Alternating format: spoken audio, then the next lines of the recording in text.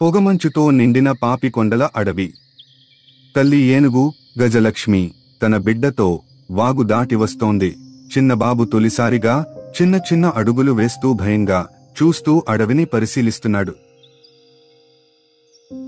అప్పుడే ఒక దుర్మార్గ వేటగాడు వచ్చి బిడ్డను వేట చేయాలని చూస్తాడు. తల్లి ఏనుగు తన శరీరంతో అడ్డుపడుతుంది, గాయపడుతుంది, కాని బిడ్డను రక్షిస్తుంది. కొన్ని నెలల తర్వాత గాయపడిన తల్లి గాయాల నుండి కోలుకుంటోంది.